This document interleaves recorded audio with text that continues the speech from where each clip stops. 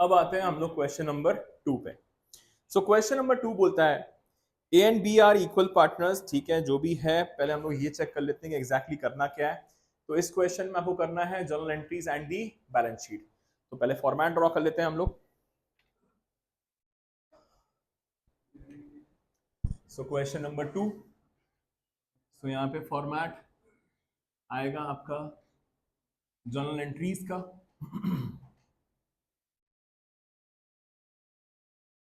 So it is date,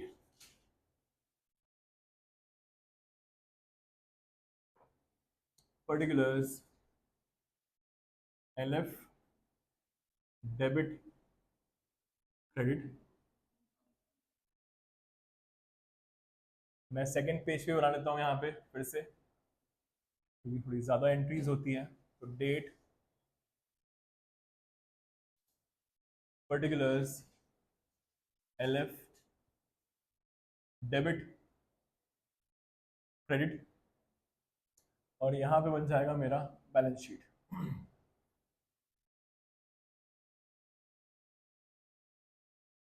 so balance sheet, जिस दिन नया पार्टनर एंटर होता है उस दिन की बैलेंस शीट बनती है। तो क्वेश्चन में एज सच डेट गिवन नहीं है, जिस दिन सी एंटर हुआ हो। सो यहाँ पे 31 मार्च, so it will be as at 31st मार्च 2022 की ही बैलेंस शीट बनेगी। so this will be liabilities amount, assets and amount। so ये हो गया आपका रेडी द फॉर्मेट। स्टार्ट करते हैं। तो यहाँ पे लिखा हुआ है A and B are equal partners. They admitted C as their new partner for 1/3 share in profits. C brings in 2 lakhs as his capital। तो C लेकर आया है 2 lakhs as his capital। तो आते हैं जर्नल एंट्रीज पे। सबसे पहले डेट में आ जाएगा आपका 2022, 31 मार्च की एंट्री हो रही है। तो एंट्री होती है जब भी एक पार्टनर आता है, that is bank account debit to C's capital and to premium for goodwill. तो यहाँ पे देख लेते हैं पहले कि क्या वो कैपिटल गुडविल लेकर आया है। Yes, and 30,000 as is share of goodwill out of 50,000। मतलब कि उसको गुडविल लेकर आनी चाहिए थी 50,000 रुपीज की, बट उस 50,000 में से वो सिर्फ और सिर्फ 30,000 ही लेकर आ पाया। तो क्योंकि वो 30,000 लेकर आ पाया है तो यहाँ पे टू प्रीमियम में आपका सिर्फ 30,000 ही जाएगा। So it will be to premium for goodwill account. तो कैपिटल वो जो लेकर आया है दैट्स 2 lakhs, गुडविल वो जो लेकर आया है दैट इज 30,000, एंड अल्टीमेटली हमारे पास जो बैंक बैलेंस बढ़ेगा दैट इज 2,30,000। तो इसका डुअल इफेक्ट कर लेते हैं हम लोग। तो हमारे पास यहाँ पे लिखेंगे हम लोग bank in your assets. So bank में ऑलरेडी गिवन है हमारे पास 1 लाख का बैलेंस, इसमें प्लस हो जाएगा आपका C's capital that is 2 lakhs plus premium for goodwill 30,000। सो यहाँ पे कैपिटल भी आ गई और प्रीमियम फॉर गुडविल भी आ गया। बट यहाँ लिखा हुआ है कि वो 50 में से सिर्फ 30,000 लेकर आ पाया। अगर वो गुडविल का शेयर लेकर नहीं आ पाता है तो हम लोग उसके करंट अकाउंट से इसको काट लेते हैं। सो नेक्स्ट एंट्री जो होगी that would be same date को ही, सब एंट्री सेम डेट को ही होंगी। So it is premium for goodwill account debit. हम लोग सी के करंट अकाउंट से भी कर लेंगे, सीज करंट अकाउंट डेबिट। अब ये मिलता है सेक्रीफाइसिंग पार्टनर्स को। तो यहाँ पे देख लेते हैं क्वेश्चन में, do we have the new ratio? No, we don't have the new ratio. तो यहाँ पे ओल्ड रेशो में बढ़ जाएगा। बट आगे एक और लिखा हुआ है पॉइंट फुल स्टॉप के बाद, the full sacrifice was made by B. तो अगर सिर्फ और सिर्फ बी ही पूरा सेक्रीफाइस कर रहा है तो यहाँ पे जो गुडविल मिलेगी वो सिर्फ और सिर्फ बी को ही दी जाएगी। सो यहाँ पे आ जाएगा 2B's capital. So it will be 2B's capital account. So यहाँ पे 30,000 रुपीज लेकर आया था वो गुडविल, 20,000 करंट अकाउंट से काटेंगे, ultimately B will get 50,000. Clear? So यहाँ पर हम लोग already premium for goodwill plus कर चुके थे यहाँ पे बैलेंस शीट में, एसेट दैट इज बैंक में. अब जो वो गुडविल नहीं लेकर आ पाया तो फर्म को तो चाहिए गुडविल, तो ये सीज करंट हम लोग लिखेंगे अलग से in the balance sheet asset side. After leaving 2 to 3 lines write down C's current. इस चीज का प्लीज ध्यान रखेंगे कि अगर गुडविल का अमाउंट नहीं लेकर आ पा रहा है कोई भी पार्टनर, तो इसके लिए जो आप सी करंट अकाउंट से लेते हो वही amount will appear in your balance sheet asset side. Okay, बढ़ते हैं आगे. ये खत्म हो गया फाइनली, बैलेंस शीट के ऊपर जो इन्फॉर्मेशन थी वो पूरी इन्फॉर्मेशन खत्म हो गई. आगे बढ़ते हैं. लिखा हुआ है additional information number 1 A, an unrecorded furniture. Unrecorded furniture, देखिए फर्नीचर रिकॉर्डेड था नहीं हमारे पास, was taken over by A for 20,000. अगर यहाँ पर एक अनरिकॉर्डेड फर्नीचर था हमारे पास, अगर वो A लेके चला गया है तो पहले तो हम लोग को हो जाएगा प्रॉफिट, क्योंकि जो चीज हमारे पास थी नहीं वो लेके चला गया, उससे उसकी कैपिटल कम हो जाएगी, तो हमारे लिए प्रॉफिट है. और क्योंकि A लेके जा रहा है तो A से हम लोग को कुछ अमाउंट चाहिए होगा, जो कि बट ऑब्वियसली वो पे करता नहीं है, तो हम लोग उसके कैपिटल अकाउंट से इसको डिडक्ट कर लेंगे. ओके, तो एंट्री आएगी यहाँ पे. So entry would be as capital, क्योंकि हम लोग को ए से अमाउंट लेना है. जैसे पिछले वाले पॉइंट में हम लोग को अमाउंट लेना था सी से, तो हम लोगों ने सी करंट डेबिट किया था, पर यहाँ पे कैपिटल के थ्रू ही करेंगे. So it will be as capital account debit to revaluation account, क्योंकि हम लोग को यहाँ पे हो रहा है प्रॉफिट और सेम टाइम पर हम लोग का कैपिटल, ए का कैपिटल भी कम हो रहा है. सो यहाँ पे आ जाएगा आपका 20,000. So it is as capital account debit. तो ए से हम लोगों ने अमाउंट काट लिया और रीवैल्यूएशन में प्रॉफिट बुक कर दिया. इसका इफेक्ट कुछ भी आपके बैलेंस शीट पे नहीं पड़ेगा, क्योंकि फर्नीचर आया और चला भी गया. Next, claim for workman arose to 80,000. तो यहाँ पे वर्कमैन कॉम्पनसेशन का क्लेम आ गया है 80,000 रुपए का. तो चेक करते हैं यहाँ पे क्या हमारे पास वर्कमैन कॉम्पनसेशन रिजर्व है. Yes, we do have a workman compensation reserve of 50,000, but claim आ गया है ज्यादा. अगर क्लेम ज्यादा आ जाता है तो जितना अमाउंट रिजर्व में है वो तो निकाल लोगे, अपार्ट फ्रॉम दैट रीवैल्यूएशन से निकालना पड़ता है excess amount. So next entry जो होगी वो होगी आपकी workman compensation reserve account debit. हमारे पास 50,000 रुपए रिजर्व में थे. यहाँ पे एक और चीज डेबिट होगी आपकी, रीवैल्यूएशन अकाउंट डेबिट, क्योंकि बचा हुआ अमाउंट 30,000 रुपीज हम लोग रीवैल्यूएशन से रूट करेंगे और अल्टीमेटली ये जाएगा आपका वर्कमैन्स कॉम्पनसेशन क्लेम अकाउंट में 80,000. सो यहाँ पे 80,000 का क्लेम आया था, तो 50,000 निकाल लिए रिजर्व से, 30,000 का रिवैल्यूएशन से निकाला, अल्टीमेटली क्लेम में आ जाएगा यहाँ पे लायबिलिटी साइड में वर्कमैन्स कॉम्पनसेशन क्लेम. जितना क्लेम आया है पूरा का पूरा आपका जाता है लायबिलिटीज वाले सेक्शन में. ठीक है, ये खत्म हो गया आपका बी पॉइंट. अब आते हैं सी पे. सी लिखा हुआ है bills payable of 20,000 are no longer to be paid. का मतलब है कि एक लायबिलिटी थी हमारी बिल्स पेबल की, जिसको हम लोग को 20,000 पे करने की जरूरत अब नहीं है. तो क्योंकि जरूरत नहीं है तो हमारे लिए क्या हो गया, ये प्रॉफिट. तो प्रॉफिट बुक होता है आपका रीवैल्यूएशन को क्रेडिट करके. सो यहाँ पे हो जाएगा आपका, एक तो आपकी लायबिलिटी कम हो रही है, तो लायबिलिटी जब भी कम होती है तो डेबिट होता है. So it will be bills payable account debit to revaluation account. 20,000 का हम लोग को हो गया है यहाँ पे profit. So we have got a profit of 20,000। So यहाँ पे जो आपके पास बिल्स पेबल होएगा, बिल्स पेबल आपके पास पहले से गिवन था 2 lakhs माइनस 20,000 जो पे करने की जरूरत है नहीं, तो हमारे पास जो बिल्स पेबल अब निकल के आ जाएंगे that would B how much 1,80,000। तो ये खत्म हो गया आपका सी पॉइंट।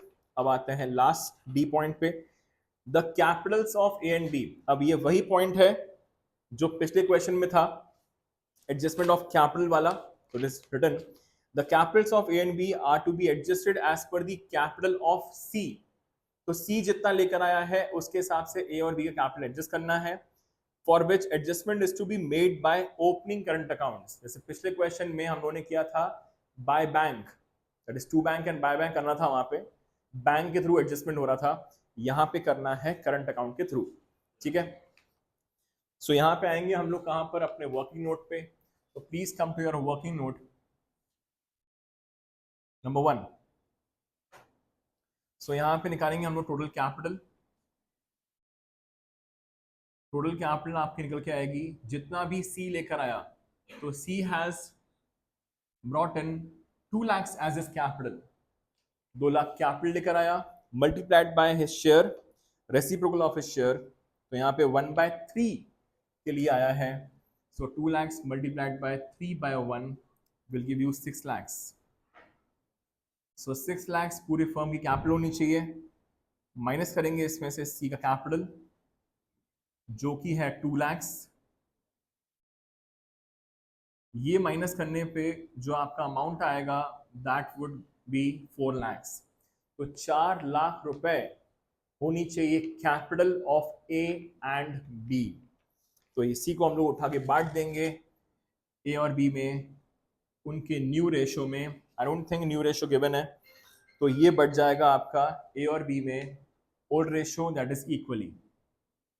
तो this will give you 2 lakhs and 2 lakhs। तो ये इन लोगों की कैपिटल होनी चाहिए, किसी होनी चाहिए कैपिटल ये ए और बी की। अब यही कैपिटल आपकी अपीयर हो जाएगी बैलेंस शीट में लायबिलिटी सेक्शन में। तो लिख देंगे यहाँ पे हम लोग कैपिटल्स। तो ये ए की, बी की और सी की, तो ए और बी की फिक्स हो चुकी हैं 2 lakhs, और सी 2 lakhs ही लेकर आया था, तो सी की भी फिक्स है 2 lakhs।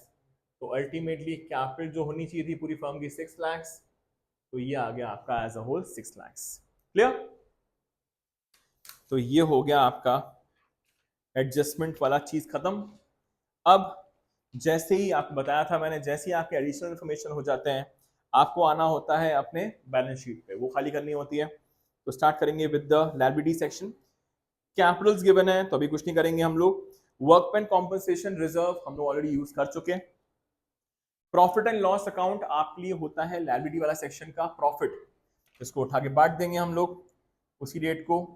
So it will be profit and loss account debit to A's capital account and to B's capital account. So profit and loss given है आपको 50,000 रुपीज का, तो 50,000 ये बढ़ता है old partners old ratio, 25,000 and 25,000। Clear? Okay, so ये हो गया profit and loss. Bills payable 2 lakhs already लिख चुके हैं हम लोग, बिल्स पेबल 1,80,000। बिल्स रिसीवेबल ये भी यहाँ पे एज इट इज आ जाएगा। अच्छा, यहाँ पे क्योंकि लिखा हुआ था कि आपको करंट अकाउंट के थ्रू एडजस्टमेंट करना है, तो बैंक में एज सच कुछ नहीं आएगा, तो बैंक को हम लोग एज इट इज क्लोज कर ही देते हैं, क्योंकि कभी कभी वो लोग बोलते हैं कि बैंक के थ्रू एडजस्ट करो, इसलिए यहाँ पे मैंने लाइन छुड़वाई थी, बट अब बैंक के थ्रू नहीं हो रहा है तो उसको क्लोज करके बाहर। तो यहाँ पे आपका bills receivable as it is आ जाएगा।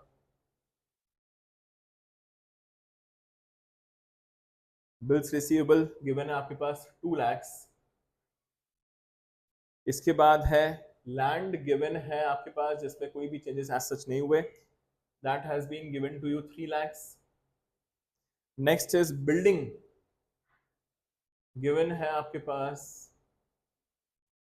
3 lakhs, इसमें कोई चेंजेस नहीं हुए. डेटर्स और प्रोविजन में भी कुछ चेंजेस एज सच हुए नहीं, तो ये भी एज इट इज अपीयर हो जाएंगे. So 1,70,000 minus there is a provision, तो बाहर आ जाएगा 1,50,000. नेक्स्ट बैंक हो चुका. एडवर्टीजमेंट सस्पेंस हमारे लिए होता है एक लॉस, तो ये बटेगा आपको, दैट इज ये बटता नहीं है, ये राइट ऑफ होता है. तो it will be A's capital account debit, B's capital account debit to advertisement suspense account. तो A B to advertisement.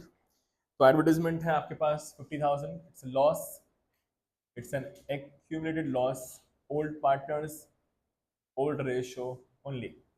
Clear? ये हो गया हमारा खत्म द बैलेंस शीट. अब आपको बता चुका हूं मैं, जैसे ही आपका एडिशनल इंफॉर्मेशन हो जाता है, फिर आपका जैसे ही आपका वो बैलेंस शीट खाली हो जाती है, फिर आपको रीवैल्यूएशन अकाउंट क्लोज करना होता है. तो रीवैल्यूएशन अकाउंट हमारे पास बनाया है नहीं, तो उसको हम लोग बनाएंगे वर्किंग नोट में. तो यहाँ पे आते हैं working note number 2. So this is your revaluation account. So it will be debit is equal to and credit is equal to.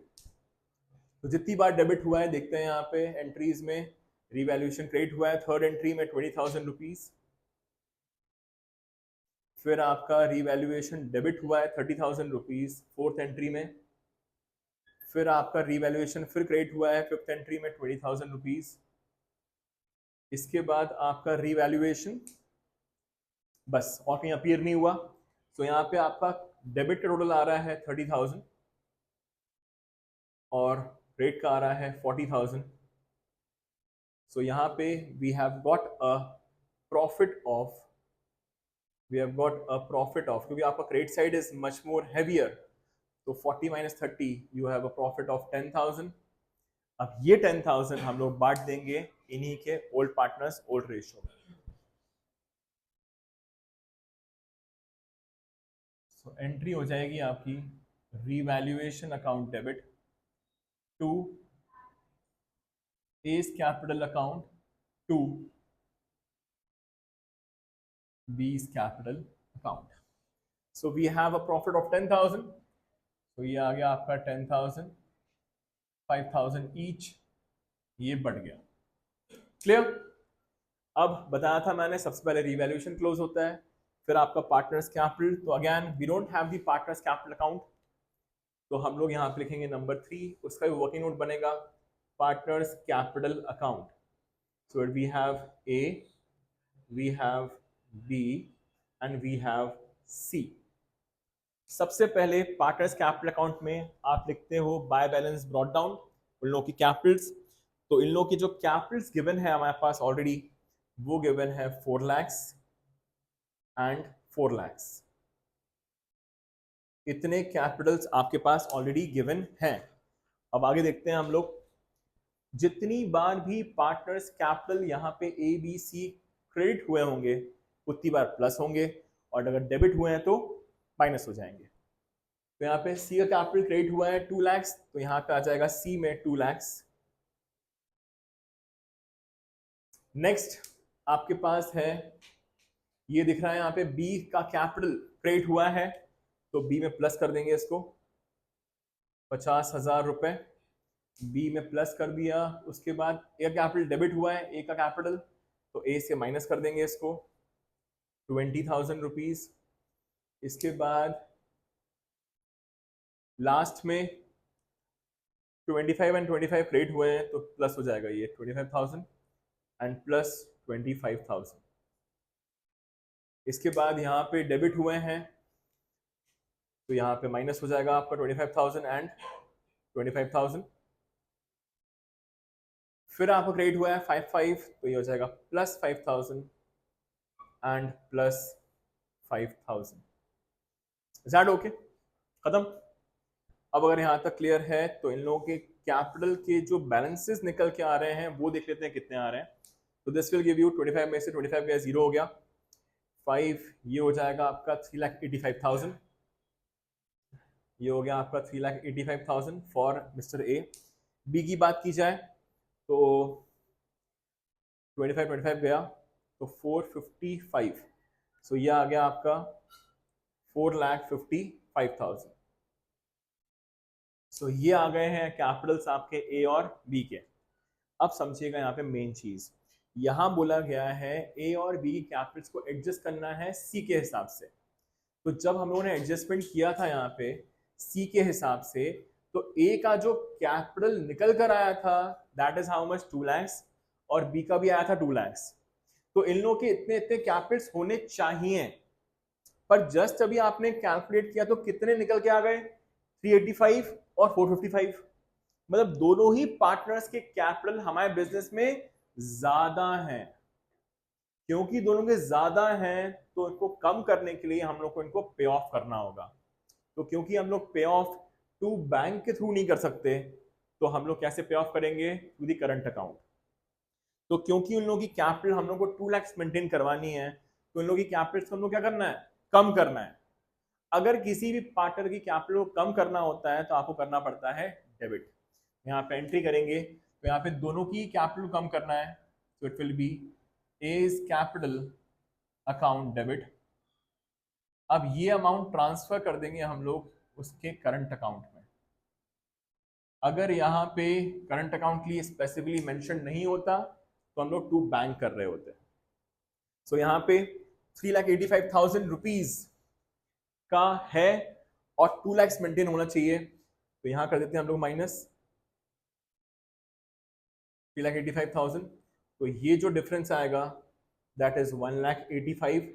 तो इसको 1,85,000 पे करना है। यहां से माइनस कर देते हैं हम लोग 4,55,000।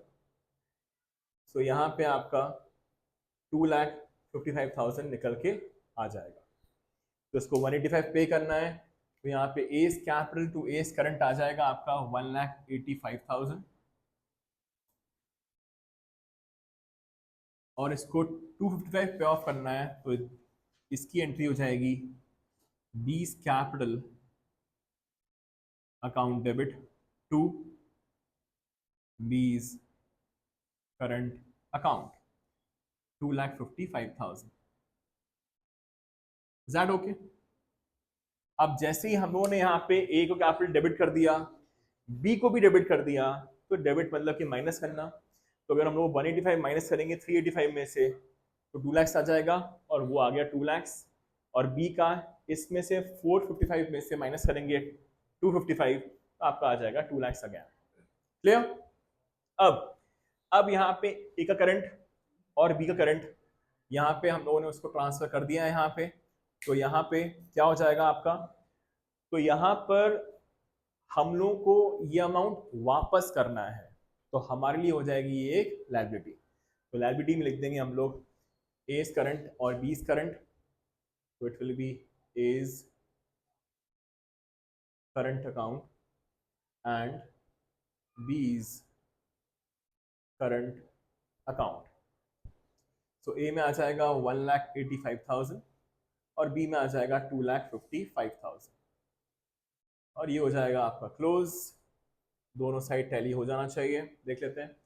तो 3, 4, 5, 6, 7, 8, 9, 10, 11, 12, 50, 70, 13 lakhs आ रहा है इसका टोटल। 2, 3, 9, 10, 1160, 1160, 1160, 1170, 1250, 13 lakhs।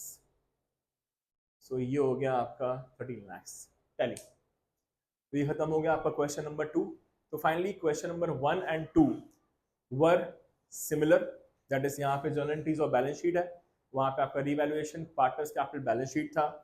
दोनों में ही सिमिलैरिटी ये थी, एडजस्टमेंट ऑफ कैपिटल करना था एज पर दी न्यू पार्टनर।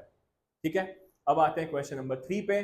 क्वेश्चन नंबर 3 में आपको एडजस्टमेंट करना है, प्रपोर्शनेटली लेकर आएगा नया पार्टनर सी। तो आते हैं थर्ड पे।